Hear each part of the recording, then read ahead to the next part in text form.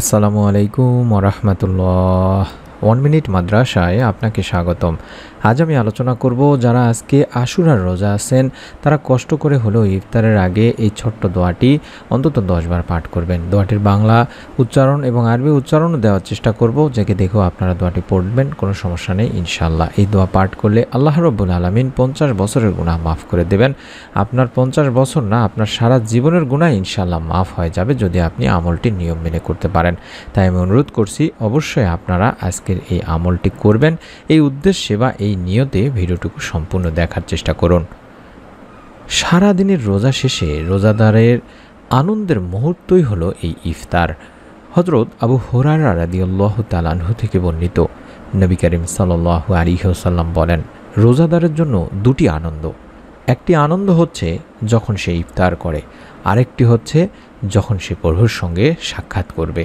তিরমিজির 766 নম্বর একটি হাদিস।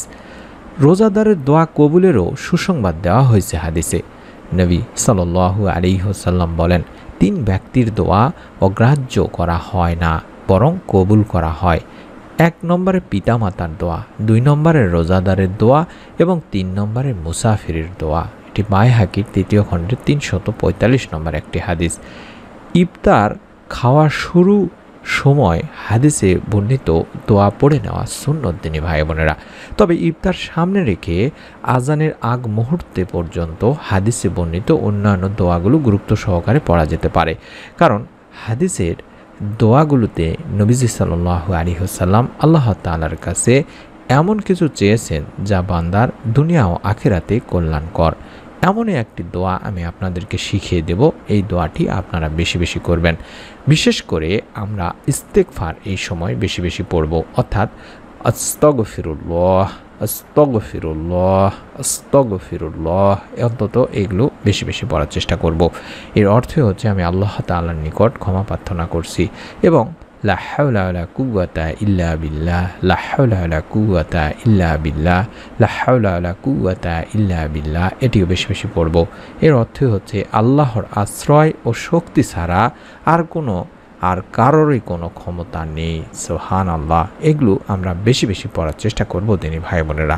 পাশাপাশি আমরা ইফতার সামনে নিয়ে এমন একটি দোয়া পড়ব, যেই দোয়া পাঠ করলে আল্লাহ রাব্বুল আলামিন বান্দাকে ক্ষমা করে দেন, বান্দার গুনাহ মাফ করে দেন। রোজাদারের জন্য সাহারি খাওয়া, ইফতার করা এটি সুন্নত। বিশেষ কিছু না পেলে সামান্য খাদ্য বা কেবল পানীয় পান করেও আপনি ইফতারের সুন্নত আদায় করতে পারবেন।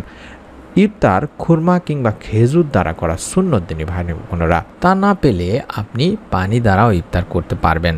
ইফতার আয়োজনে অপচয় বা লোক দেখানো এই বিষয়গুলো অবশ্যই আপনারা এড়িয়ে চলার চেষ্টা করবেন। আমাদের অনেক দিনই ভাই বোনেরা আছেন যারা ইফতারের সময় এত বেশি পরিমাণে খাবার নষ্ট করেন বা অপচয় করেন, যেটি কখনোই করা সম্ভব না একজন খাঁটি মুমিনের পক্ষে। আমি তাই অনুরোধ করব আমার দিনী ভাই বোনেরা যারা আমাদের এই চ্যানেলের ভিডিওগুলো দেখেন তারা অন্তত এই বিষয়টি মাথায় রাখবেন, যতটুকু আপনার প্রয়োজন ততটুকুই খাবেন। ইফতারের কিছুক্ষণ পূর্বে এই দোয়াটি আপনি বেশি বেশি পড়বেন, যেটি বললাম যে ইস্তেগফার এবং লা হাওলা ওয়ালা কুওয়াতা ইল্লা বিল্লাহ, এই দোয়াগুলো পাঠপূর্বক দরুদ শরীফ পাঠপূর্বক। যে দোয়াটি আপনি কম করে হলেও 10 বার পাঠ করবেন, সেই দোয়াটি আমি স্ক্রিনের মধ্যে দেখাই দিচ্ছি। ইয়া ওয়াসিয়াল মাগফিরাতি ইগফিরলি, ইয়া ওয়াসিয়াল মাগফিরাতি ইগফিরলি, ইয়া ওয়াসিয়াল মাগফিরাতি ইগফিরলি। এভাবে অন্তত 10 বার হাতে গুনে গুনে পড়বেন। সহজ একটি দোয়া দিনী ভাই বোনেরা। আশা করি আপনারা সকলেই দোয়ার আমলটি করবেন। এখানে বলছি যে হে মহান ক্ষমাদানকারী, আপনি আমাকে ক্ষমা করুন। সোয়াবুল ঈমানের 3য় খণ্ডের 407 নম্বরে এই দোয়াটির কথাই বলা হয়েছে দিনী ভাই বোনেরা। এই দোয়ার মাধ্যমে আল্লাহ রাব্বুল আলামিন বান্দার গুনাহ মাফ করেন, বান্দাকে ক্ষমা করে থাকেন। এই দোয়াটি যদি আপনি ইফতার সামনে নিয়ে বেশি বেশি পড়তে পারেন, আল্লাহ তাআলা 50 বছর কেন এরও বেশি সারা জীবনের গুনাহ আপনার মাফ করে দিতে পারেন। হাদিসে এমন একটি হাদিস আছে যেখানে বলা হয়েছে আপনারা যদি সম্ভব হয় তাহলে এই আমলটি করার চেষ্টা করবেন।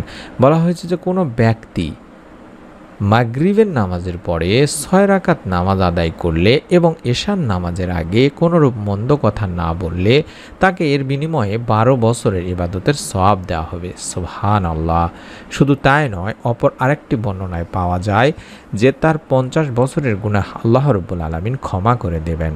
এটি ইবনে মাজাহ এবং আত-তারগিবের একটি হাদিস। সুবহানাল্লাহ, সুবহানাল্লাহ। হযরত হুযায়ফা রাদিয়াল্লাহু তাআলা আনহু বলেন, আমি আল্লাহ রাসূল সাল্লাল্লাহু আলাইহি সাল্লামের কাছে এসে তার সঙ্গে মাগরিবের নামাজ আদায় করলাম। তিনি মাগরিবের পরে এশার সালাত পর্যন্ত নফল সালাতে রত থাকলেন। ইবনে আবি সাইবা, মুসান্নাফ এবং নাসাই শরীফের একটি হাদিস।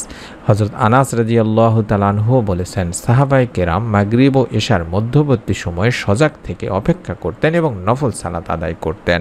শুধু তাই নয়, বাইহাকিতেও হযরত হাসান বসরি রাহমাতুল্লাহি আলাইহি বলতেন, ইশার মধ্যবর্তী সময়ের নামাজেও রাতের নামাজ বা তাহাজ্জুদের নামাজ বলে গণ্য হবে। সুবহানাল্লাহ, সুবহানাল্লাহ।